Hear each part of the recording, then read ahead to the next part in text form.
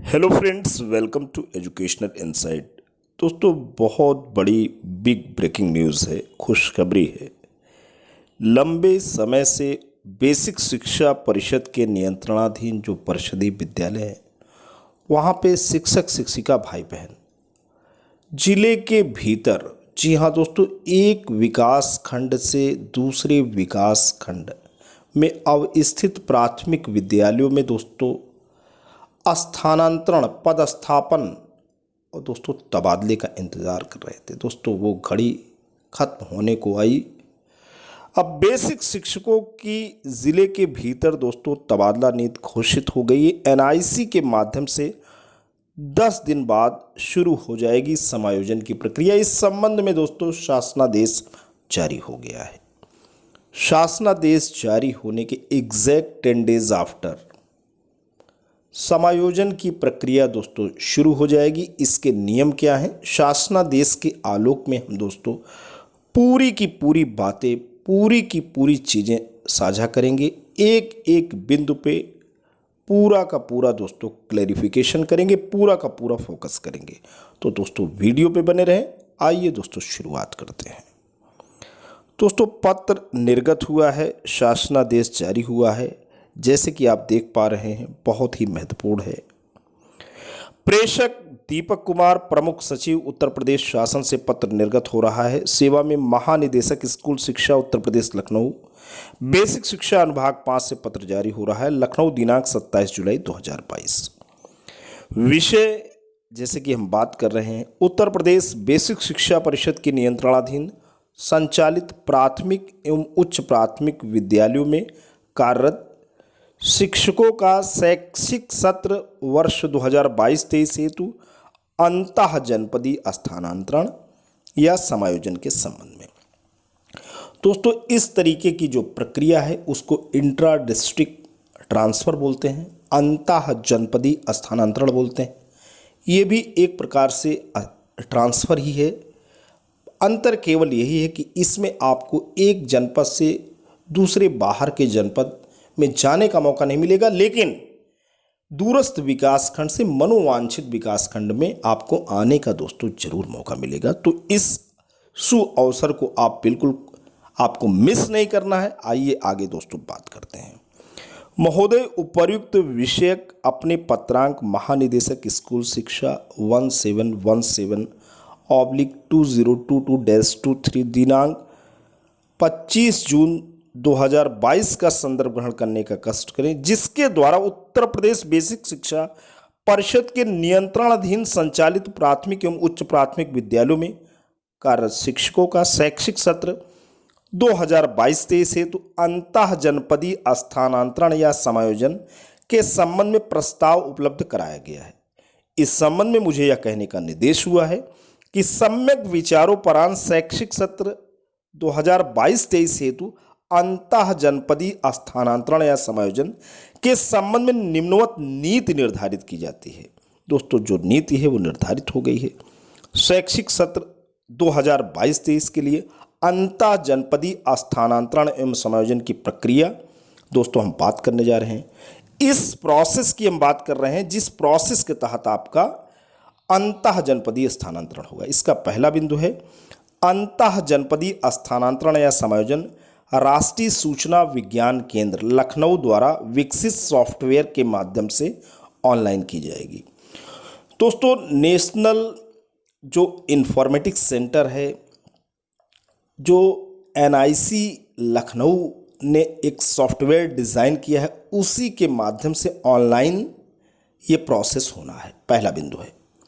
दूसरा है अंतः जनपदीय स्थानांतरण या समायोजन के लिए निम्नवत समिति जनपद स्तर पर गठित की जाएगी।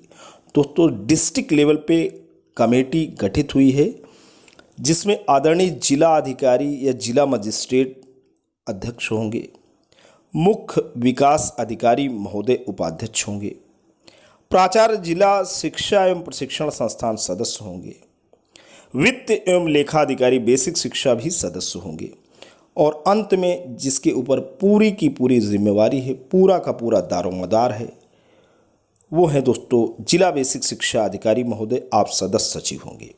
ये 5 सदस्यीय जो जनपद स्तरीय कमेटी है वही अंतः जनपदीय समायोजन या स्थानांतरण इंट्रा डिस्ट्रिक्ट ट्रांसफर के लिए रिस्पॉन्सिबल होगी। अब आगे बात करेंगे। तीसरा बिंदु है स्थानांतरण की कार्यवाही ग्रामीण सेवा संवर्ग से ग्रामीण सेवा संवर्ग, नगर सेवा संवर्ग से नगर सेवा संवर्ग में की जाएगी। दोस्तों, जो आपका काडर है, आप रूरल एरिया के प्राइमरी स्कूल में शिक्षक हैं तो रूरल एरिया में ही आप जा सकेंगे। अर्बन यानी शहरी यानी नगरीय क्षेत्र में अगर आप काम कर रहे हैं तो नगरीय क्षेत्र में एक विद्यालय से दूसरे विद्यालय में जा सकेंगे, ऐसी बात हो रही है। चौथा बिंदु है निःशुल्क एवं अनिवार्य बाल शिक्षा का अधिकार अधिनियम 2009 के मानकों के आधार पर अधिक अध्यापक संख्या वाले विद्यालय, सरप्लस एवं अध्यापक की आवश्यकता वाले विद्यालय डेफिसिट मानव संपदा पोर्टल पर दिनांक 30 अप्रैल 2022 को उपलब्ध छात्र संख्या के आधार पर चिन्हित किया जाएगा। दोस्तों, किस विद्यालय में ज़्यादा शिक्षक कार्य कर रहे हैं उसका आधार विद्यालय में बच्चों की संख्या होगी। और बच्चों की संख्या दोस्तों कब की होगी? बच्चों की संख्या दोस्तों होगी 30 अप्रैल 2022।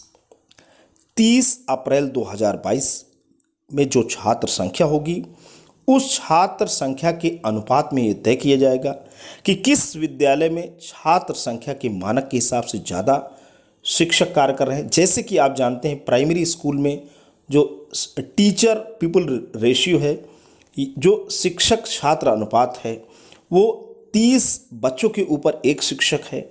उच्च प्राथमिक विद्यालयों में 35 बच्चों के ऊपर एक शिक्षक है।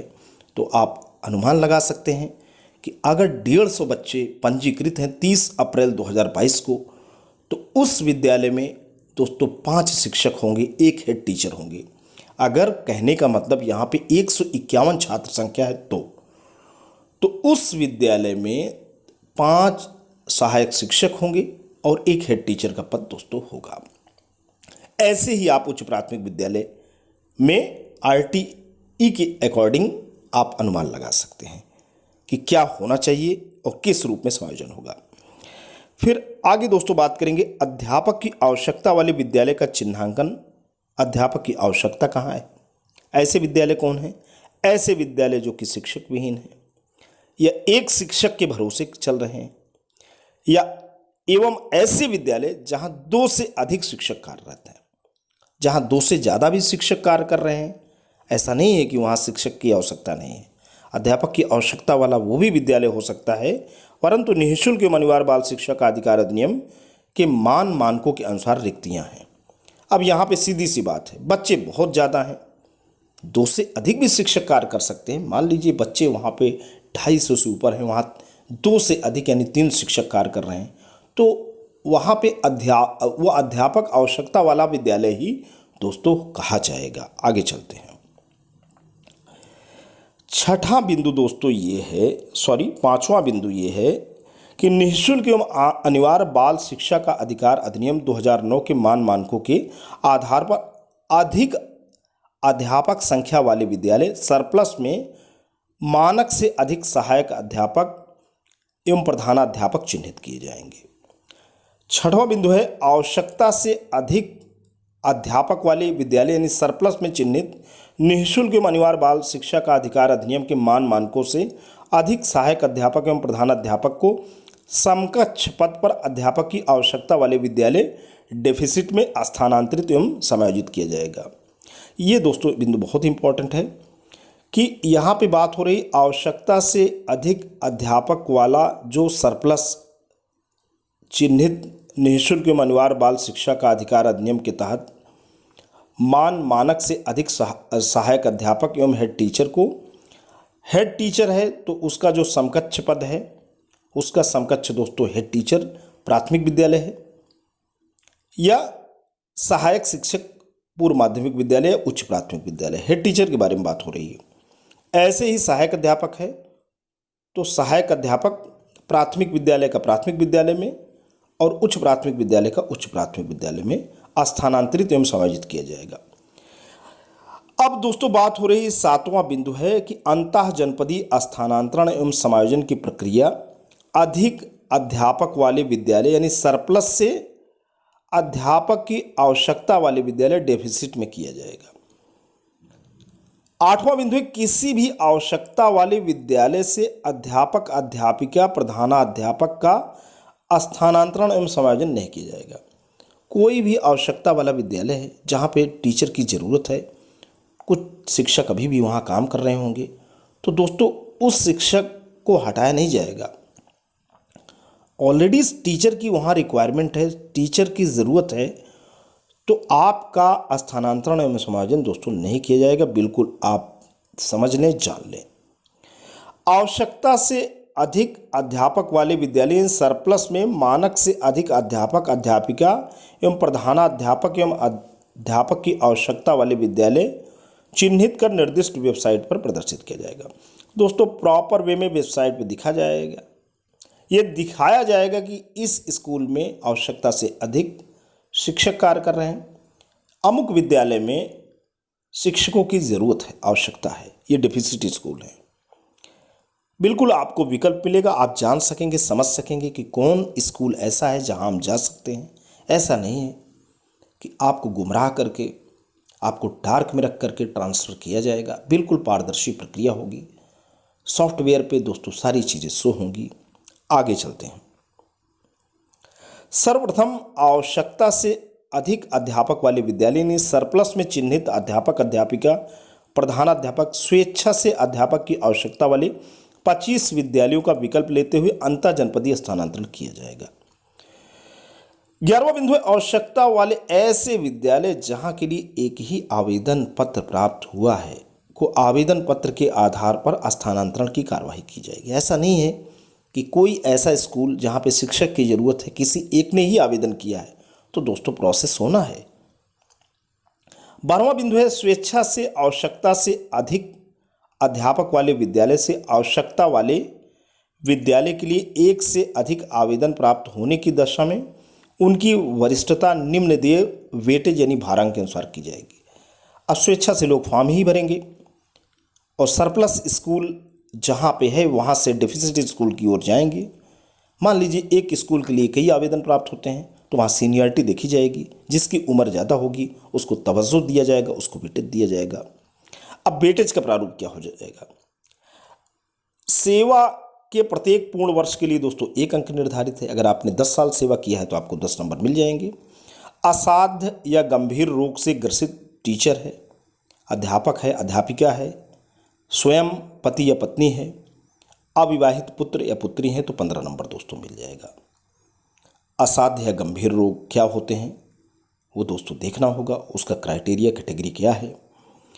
फिर तीसरा बिंदु है दिव्यांग अध्यापक या अध्यापिका, स्वयं पति या पत्नी, अविवाहित पुत्र या पुत्री को 10 नंबर मिलेगा। शिक्षक या शिक्षिका जिनके पति या पत्नी सरकारी सेवा, भारत सरकार, भारतीय थल सेना, भारतीय वायुसेना, भारतीय नौसेना, केंद्रीय अर्धसैनिक बल एवं उत्तर प्रदेश सरकार व उत्तर प्रदेश बेसिक शिक्षा परिषद प्रयागराज के अधीन कार्य कर रहे हैं, उन्हें भी 10 नंबर मिलेगा। तो दोस्तों कोई भी अगर शिक्षक है तो अपने पत्नी के विकास खंड में जा सकता है, या कोई भी शिक्षिका भाई बहन है तो अपने हस्बैंड के जो है ब्लॉक में, मनोवांछित ब्लॉक में जा सकते हैं, उन्हें 10 नंबर दोस्तों मिलेगा। अब एकल अभिभावक अगर कोई है, सिंगल गार्जियन है, पुत्र या पुत्रियों का अकेले पालन करने वाला है, कोई ऐसे भी बच्चे होते हैं जहाँ पे एकल अभिभावक होता है, माँ बाप में से कोई एक, तो उन्हें भी दोस्तों 10 नंबर मिलेगा। महिला अध्यापिका है तो उससे दोस्तों 5 नंबर मिल जाएगा। राष्ट्रीय पुरस्कार प्राप्त अध्यापक अध्यापिका है तो उसे 5 अंक मिलेंगे। राज्य पुरस्कार प्राप्त अध्यापक अध्यापिका है तो 3 अंक दोस्तों मिलेंगे। अब बात हो रही है अध्यापक अध्यापिका का भारांक यानी वेटेज समान हो पर नियुक्ति तिथि में वरिष्ठतम तथा नियुक्ति तिथि में समानता होने पर अधिक आयु वाले अध्यापक अध्यापिकाओं को अंतर जनपदीय स्थानांतरण का लाभ दिया जाएगा। वेटेज समान हो गया तो सीनियरिटी देखी जाएगी, और नियुक्ति तिथि यानी एक ही डेट को अगर उन्होंने ज्वाइन किया है तो एज तो दोस्तों देखी जाएगी, जिसकी उम्र ज़्यादा होगी उसको लाभ मिलेगा। अंतर जनपदीय समायोजन की प्रक्रिया में अगर हम बात करें 14वां बिंदु के सब जो पॉइंट्स हैं, वो पहला उसमें पॉइंट बन रहा है कि चिन्हित आवश्यकता से अधिक अध्यापक वाले विद्यालय यानी सरप्लस में ऐसे अध्यापक अध्यापिका जिनका कार्यरत विद्यालय में पदस्थापन होने के कारण निःशुल्क और अनिवार्य बाल शिक्षा का अधिकार अधिनियम 2009 के मानकों का विचलन हुआ है को उनके विद्यालय में कार्यभार ग्रहण करने की तिथि के अनुसार अवरोही क्रम में सूचीबद्ध कर निर्धारित वेबसाइट पर प्रदर्शित किया जाएगा। दूसरा है सर्वप्रथम आवश्यकता से अधिक अध्यापक वाले विद्यालय सरप्लस जिनमें सबसे अधिक अध्यापक कार्यरत हैं से अतिरिक्त अध्यापकों को अध्यापक की आवश्यकता वाले विद्यालय में समायोजन की कार्यवाही की जाएगी। तत्पश्चात आवश्यकता से अधिक अध्यापक वाले विद्यालय में कार्यरत अध्यापकों की संख्या के अवरोही क्रम में अध्यापकों की आवश्यकता वाले विद्यालय में समायोजन की कार्यवाही की जाएगी। दोस्तों कुल मिलाकर के सरप्लस जो भी टीचर्स हैं उनकी लिस्ट बनेगी और डेफिसिट जो स्कूल हैं वहाँ पे शिक्षकों की संख्या कितनी है उनकी भी लिस्ट बनेगी और सरप्लस टू डेफिसिट माइग्रेशन होना है, इतना आप जान लो। इस तरीके से होना है। सरप्लस कोई शिक्षक कहाँ है वो छात्र शिक्षक की संख्या का अनुपात के आधार पर तय होगी। आइए तीसरे बिंदु पे फोकस करते हैं। आवश्यकता से अधिक अध्यापक वाले विद्यालय सरप्लस से अध्यापक की आवश्यकता वाले विद्यालय डेफिसिट में शिक्षक विहीन एकल शिक्षक एवं ऐसे विद्यालय जहां पर 2 या 2 से अधिक शिक्षक कार्यरत हैं परंतु निःशुल्क एवं अनिवार्य बाल शिक्षा अधिकार अधिनियम के मानकों के अनुसार रिक्त है में समायोजन की कार्यवाही की जाएगी। शिक्षक विहीन एकल शिक्षक एवं ऐसे विद्यालय जहां पर 2 से अधिक शिक्षक कार्यरत हैं परंतु निःशुल्क एवं अनिवार्य बाल शिक्षा का अधिकार अधिनियम के मानकों के अनुसार रिक्ति है को छात्र संख्या के आधार पर छात्र संख्या समान होने पर विद्यालय को अंग्रेजी वर्णमाला के अनुसार अवरोही क्रम में सूचीबद्ध किया जाएगा। शिक्षक विहीन विद्यालय में 3 अध्यापक, एकल शिक्षक विद्यालय में 2 अध्यापक एवं ऐसे विद्यालय जहां पर 2 से अधिक शिक्षक कार्यरत हैं परंतु निःशुल्क एवं अनिवार्य बाल शिक्षा का अधिकार अधिनियम के मानकों के अनुसार रिक्ति है में 1 शिक्षक तैनात किया जाएगा। अध्यापक अध्यापिका का समायोजन निःशुल्क एवं अनिवार्य बाल शिक्षा का अधिकार अधिनियम 2009 के मानकों के अनुसार अध्यापक की आवश्यकता वाले विद्यालय में अध्यापक अध्यापिका की कार्यरत विकास खंड में उपलब्ध रिक्तियों के सापेक्ष शिक्षक विहीन एकल शिक्षक एवं ऐसे विद्यालय जहां पर 2 से अधिक शिक्षक कार्यरत हैं परंतु निःशुल्क एवं अनिवार्य बाल शिक्षा का अधिकार अधिनियम के मानकों के अनुसार रिक्तियां हैं में समायोजन की कार्यवाही की जाएगी। 7वां बिंदु है अध्यापक अध्यापिका के कार्यरत विकास खंड में रिक्ति उपलब्ध नहीं होने की दशा में ऐसे अध्यापक अध्यापिका जिनका समायोजन अध्यापक की आवश्यकता वाले विद्यालय में नहीं हो सका है को अन्य विकास खंड में रिक्ति की उपलब्धता की दशा में शिक्षक विहीन एकल शिक्षक एवं ऐसे विद्यालय जहां पर 2 से अधिक शिक्षक कार्यरत हैं पर निःशुल्क एवं अनिवार्य बाल शिक्षा का अधिकार अधिनियम के मानकों के अनुसार रिक्ति है में समायोजन की कार्यवाही की जाएगी।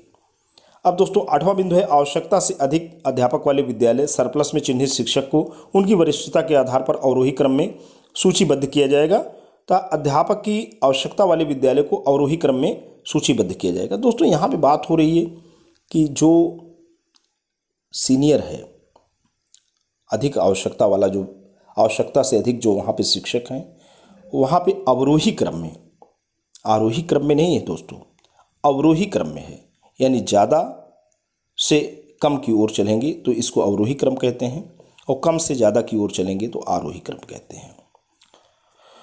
तो आवश्यकता से अधिक अध्यापक वाले विद्यालय की सूची में वरिष्ठतम शिक्षक को अध्यापक की आवश्यकता वाले विद्यालय को सूची में शिक्षक तो यहाँ पे जो सबसे सीनियर होगा, जूनियर की बात नहीं कर रहे हैं, जो सबसे सीनियर होगा वो हटेगा। सूची में वरिष्ठतम शिक्षक को अध्यापक की आवश्यकता वाले विद्यालय को सूची में शिक्षक विहीन एकल शिक्षक एवं ऐसे विद्यालय जहां पर 2 या 2 से अधिक शिक्षक कार्यरत हैं परंतु निःशुल्क एवं अनिवार्य बाल शिक्षा का अधिकार अधिनियम के मानकों के अनुसार रिक्त है में समायोजित किया जाएगा। आवश्यकता से अधिक अध्यापक वाले विद्यालय में चिन्हित अतिरिक्त सहायक अध्यापक अध्यापिका में दिव्यांग एवं असाध्य या गंभीर रोग से ग्रसित अध्यापक अध्यापिका स्वयं एवं एकल अभिभावक पुत्र पुत्रियों को अकेले पालन करने वाले अध्यापक अध्यापिका को छोड़ते हुए वरिष्ठता के आधार पर समायोजन की कार्यवाही की जाएगी। अध्यापक अध्यापिका जिनकी सेवा अवधि ऑनलाइन आवेदन की अंतिम तिथि को 2 वर्ष से कम अवशेष होगी उन्हें भी इस समायोजन की प्रक्रिया से पृथक रखा जाएगा। दोस्तों उन्हें सेपरेट रखा जाएगा परंतु ऑनलाइन पोर्टल पर स्वेच्छा से उनके द्वारा ऑनलाइन आवेदन किया जा सकता है। अंतर जनपदीय स्थानांतरण या समायोजन प्रक्रिया के संबंध में 10 कार्य दिवस में NIC के माध्यम से पोर्टल खोला जाएगा। उत्तर प्रदेश बेसिक शिक्षा परिषद के नियंत्रणाधीन संचालित प्राथमिक या उच्च प्राथमिक विद्यालयों में शैक्षिक सत्र वर्ष 2022-23 के लिए अंतःजनपदीय स्थानांतरण या समायोजन की कार्यवाही निर्धारित प्रक्रिया अनुसार पारदर्शी रूप से सुनिश्चित की जाएगी। किसी भी स्तर पर अनियमितता पाए जाने पर जिला बेसिक शिक्षा अधिकारी या सदस्य सचिव पूर्णतः उत्तरदायी होंगे। भवदी श्री दीपक कुमार, प्रमुख सचिव। दोस्तों, पूरी तरीके से जैसे कि मैंने आपको बताया, जिला बेसिक शिक्षा अधिकारी महोदय जिम्मेवार होंगे। दोस्तों, आज के लिए इतना ही। बहुत ही इम्पोर्टेंट और इन्फॉर्मेटिव न्यूज़ आपके सामने लेके आया हूँ। एक लाइक आपका बनता है। Thanks for watching and listening. This is जय प्रकाश दुबे साइनिंग ऑफ।